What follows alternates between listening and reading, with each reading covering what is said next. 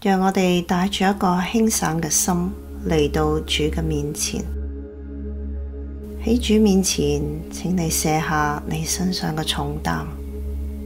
無論喺過去嘅一個星期，或者喺今日發生咗一啲令你感覺到好沉重嘅嘢，或者係令你感覺到有壓力嘅嘢，都請你一一放低喺主嘅面前，讓主掌管呢一啲事情。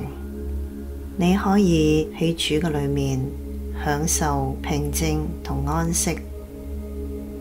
讓我哋一齊做深呼吸，吸入從主而嚟嘅平安、輕省，呼出重擔、擔憂、焦慮。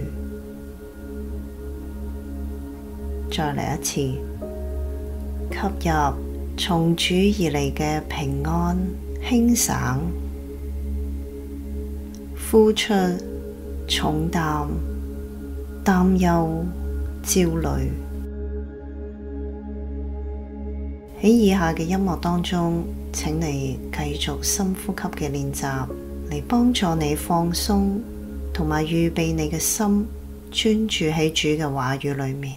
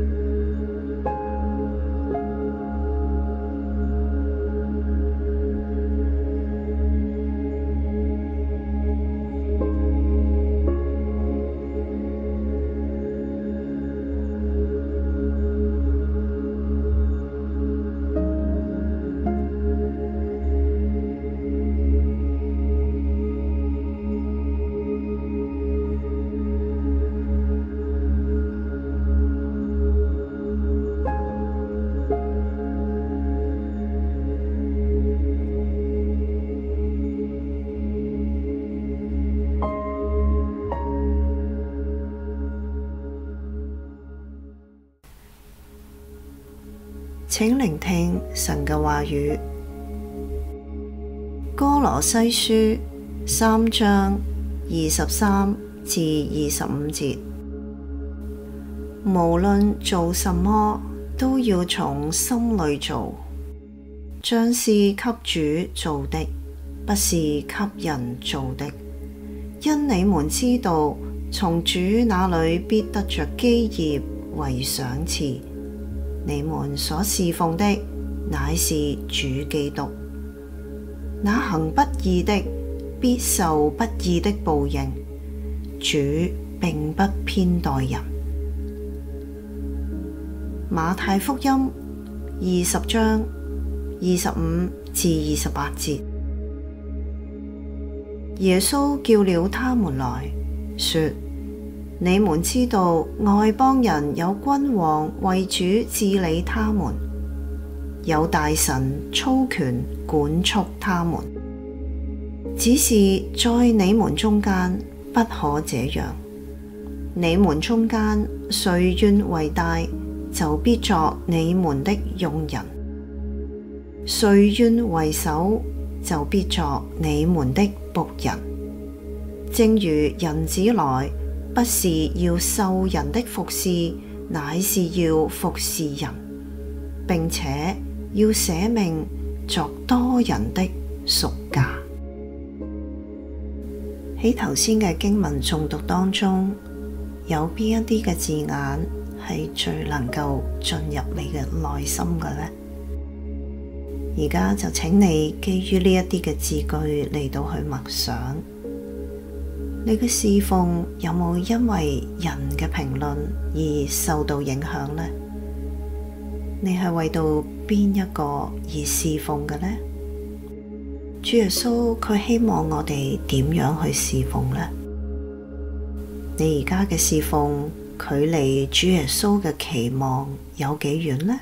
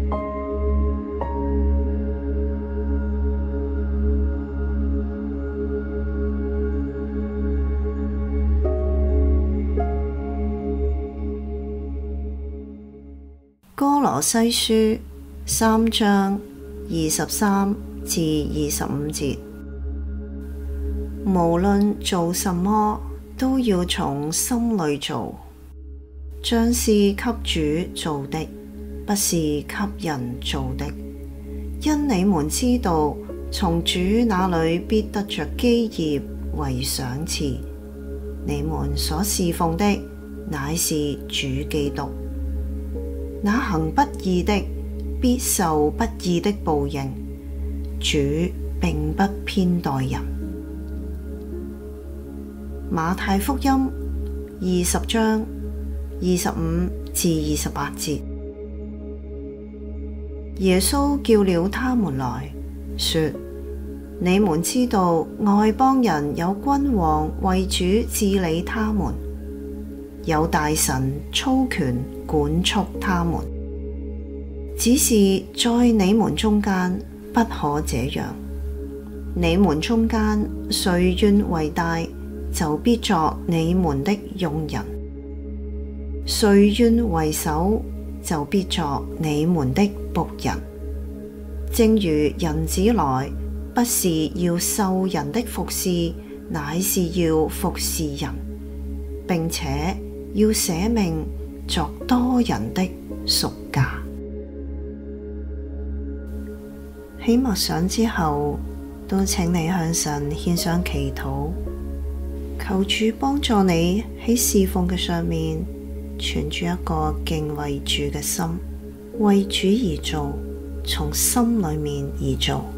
求主保守你嘅心思意念，讓你所做嘅每一件小事都係為主而做，讓主使用你嘅生命，能夠榮耀主嘅名，讓眾人因着你嘅侍奉而得着福氣。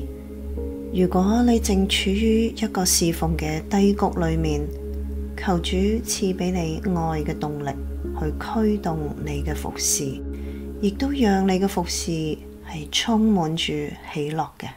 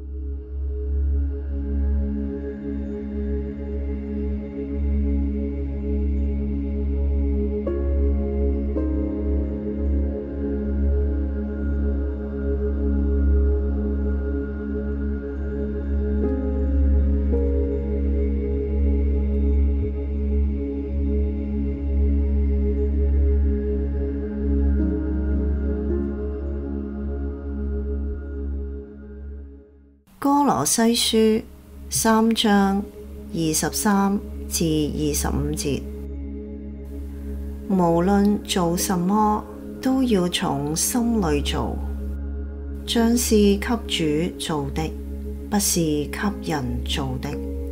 因你們知道，從主那裏必得着基業為賞賜。你們所侍奉的，乃是主基督。那行不義的，必受不義的報應。主並不偏待人。馬太福音20章25至28節，耶穌叫了他們來，說：你們知道外邦人有君王為主治理他們，有大臣操權管束他們，只是在你們中間不可這樣。你們中間誰願為大，就必作你們的用人；誰願為首，就必作你們的僕人。正如人子來，不是要受人的服侍，乃是要服侍人，並且要捨命作多人的贖價。呢一刻，請你盡情咁樣享受主與你同在嗰種嘅平靜安穩，感受主嘅愛，感受主睇你嗰種嘅眼光，讓呢一句嘅經文成為你嘅力量同提醒。主耶穌說：我來不是要受人的服侍，乃是要服侍人。最後，你都可以感謝聖靈嘅帶領，感謝主嘅話語成為你生命嘅光。